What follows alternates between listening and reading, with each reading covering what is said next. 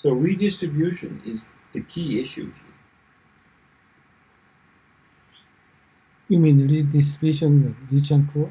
The redistribution of rich and poor, of benefits and costs, of making sure that if we get benefits from bringing in nurses, that we protect the nurses who are afraid that they will lose their job. That's all redistribution. One way or the other, some people win and a lot of people lose.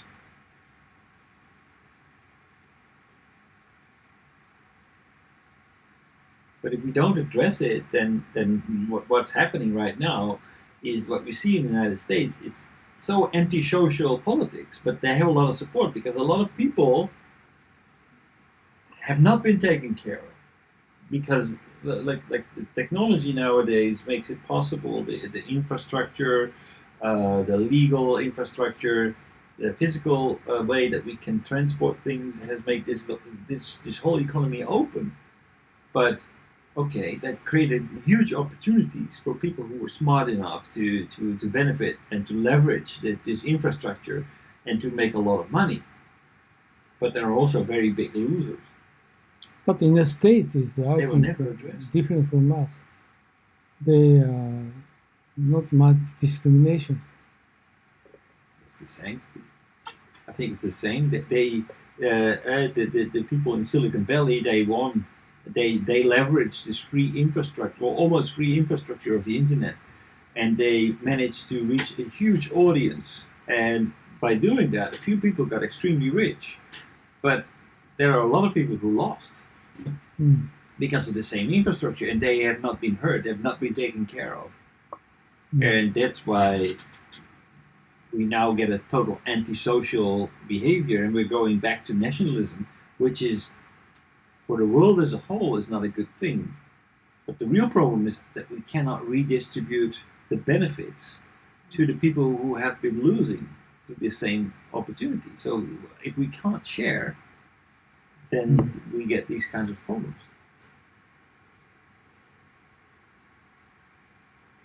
But in the United States especially, people really believe that sharing is not good because this is a country of opportunities. As long as you work hard, you can be a success.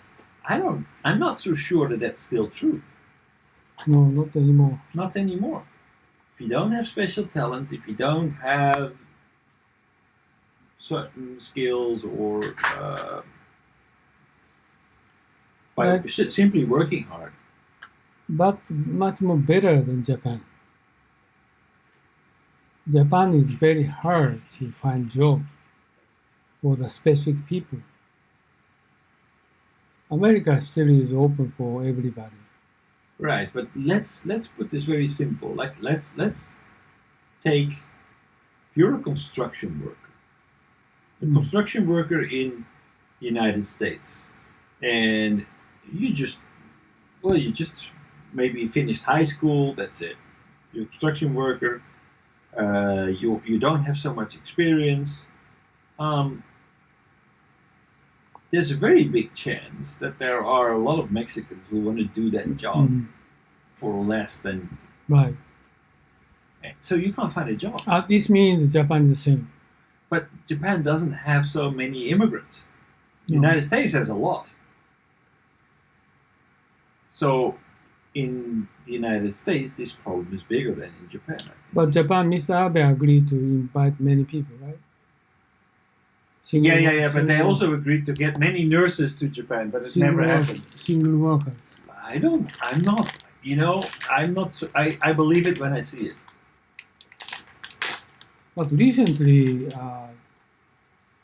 many places Vietnamese workers. So actually, I saw a lot of Taiwanese. No, Vietnamese. Taiwanese? Taiwanese, yeah. Taiwan? Yeah, there's a big. I mean, in the ramen shops, etc. Taiwanese. Taiwan. Really? Yeah. I don't know that. Yeah, a lot. Really? Japanese like Taiwan. Mm. And apparently, Taiwanese like Japan too. So many people come here. But I think there's maybe some kind of like a student program. So until the age of 30, you can work here as a Taiwanese for maybe a year or something. Hmm.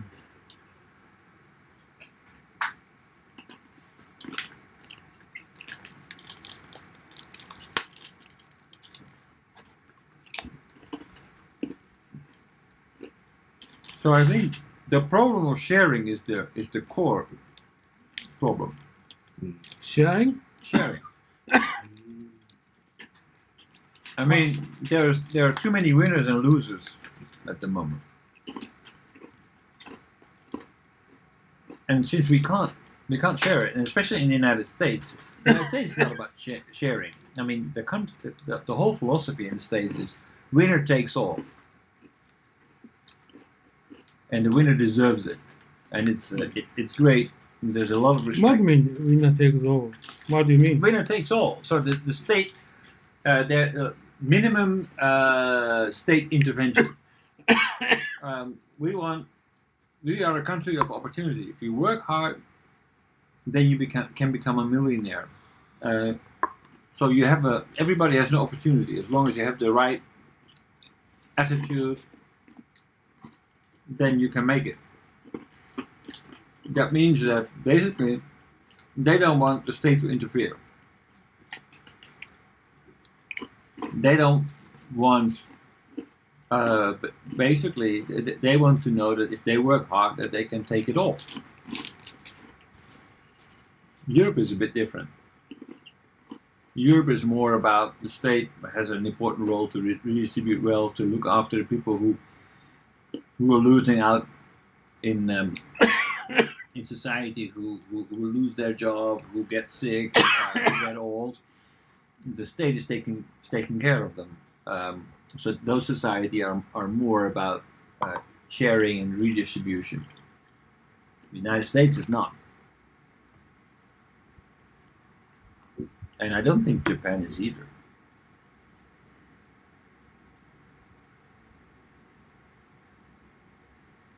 My concern is what we're going to do.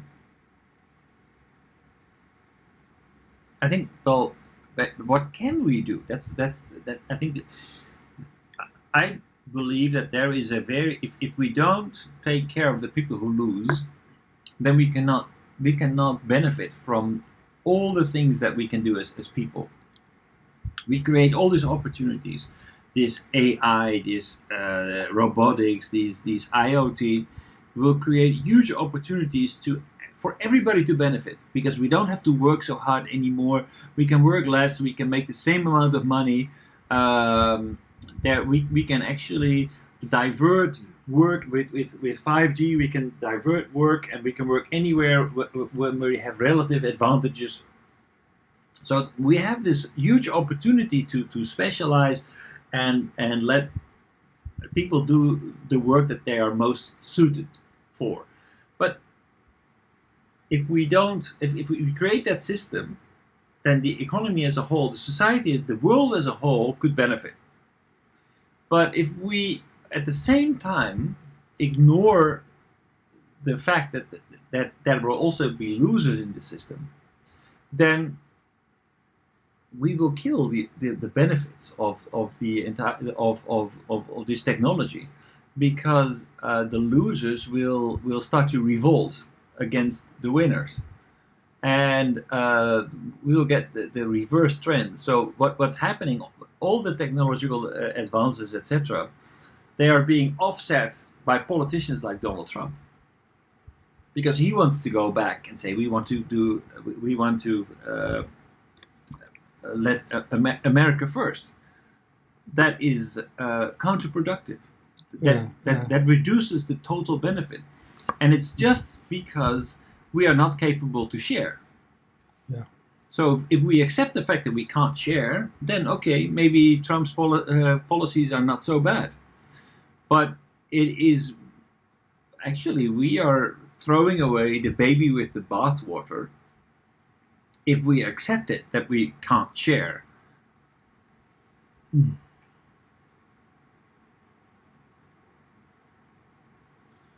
So we need to share. Yeah, my observation recently.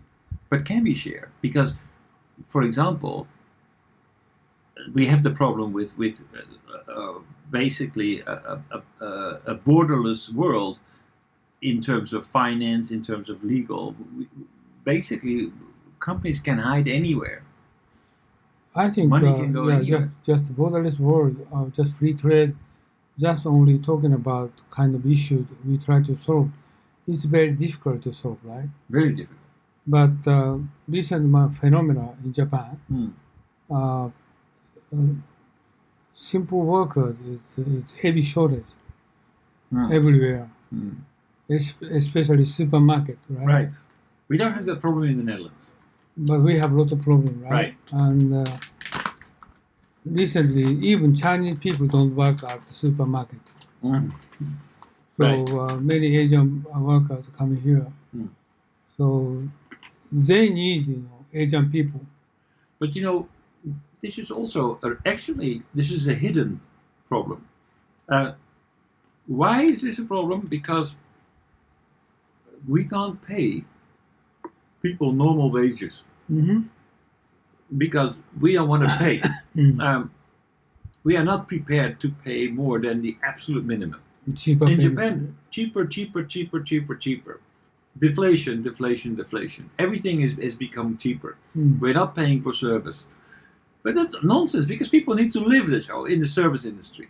Can survive. Can't survive. Cannot. Why cannot? Currently, supermarket, they are paying hourly charge with 1,000 yen per hour. It's good enough for them. Really? Yeah. You can't survive on 1,000 yen. No You cannot problem. have a family on 1,000 yen no, per month. No, I can't. Per hour. No problem. You can survive on 1,000 yen per of hour. course, you're single. If single. Yeah, if single, but I mean, what kind of society is that? You If cannot the- get married, you cannot have a Okay, baby. if she is coming from Philippines or from Vietnam, if single, no problem. Get married, okay, you working two person, get together, they can survive. No, but that's why Japanese people are no longer working in the supermarkets, in the convenience stores, because we can only pay them 1,000 yen. And how can we deny people the right to start a family? What kind of society is that? Oh, by the way, living cost is no increase past 20 years. And also their supermarket salary, also they don't change past 20 years. But workers is more Asian people coming here. But how was it 40, 50 years ago when young people, could they start a family if they would work for a minimum wage? 40, 50 years, the salary increased rapidly at that time. But could you start a family if you were just working in a supermarket or in as Ordinary people they work in husband wife get together, they work to both people. Could you start a family? Me? No. At that time, 40, 50 years ago, even if you have minimum wage, could you support a family? Of course. Now is even currently Japanese people, if they're going to work at cheaper salaries, wife also need to work. But can they survive on a minimum salary? Can you start a family on a minimum salary? Yeah. I don't think so. Actually, there are a lot of people. Do you know how many average salary in Japan? 35,000. Yeah. So this is actually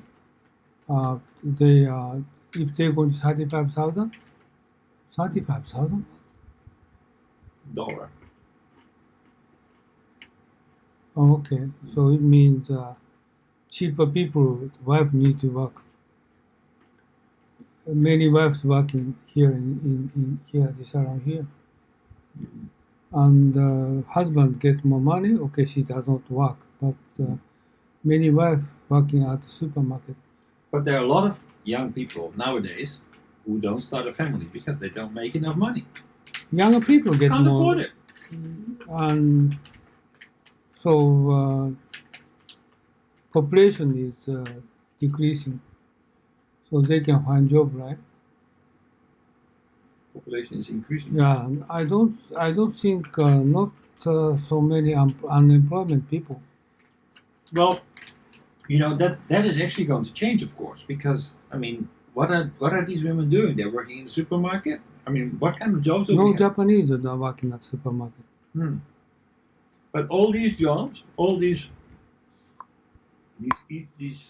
like low-skilled jobs, they are the first ones to go. Even in construction area, there are Japanese young people, they don't work. It means they can find job, right? So that reason is kind of heavy problem in Japan. The low-skilled workers, heavy shortage, right? So they need non-Japanese people. So that's the reason why 7-Eleven, they can sustain 24 hours opening shop. Because no workers.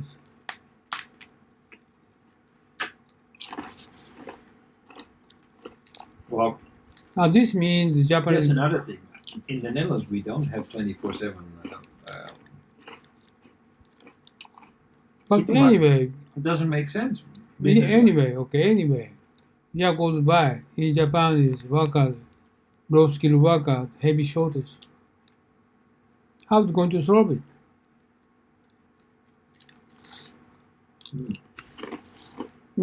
Japanese young people don't work in the supermarket, or they don't want to work at the construction area. They don't want to work there. I think actually we seriously need to look at our income and need to look at, okay, for example, like let's take the convenience stores. Is it really necessary for a convenience store to have, I don't know how many convenience stores open 24 hours a day, 7 days a week? Is that really necessary? Or can we say, well, why don't we close the convenience store between 12 at night and 6 in the morning? Then we can save a little money. No, you misunderstand. And actually, we keep the same. We keep the same. Don't misunderstand competition. Japanese capitalism.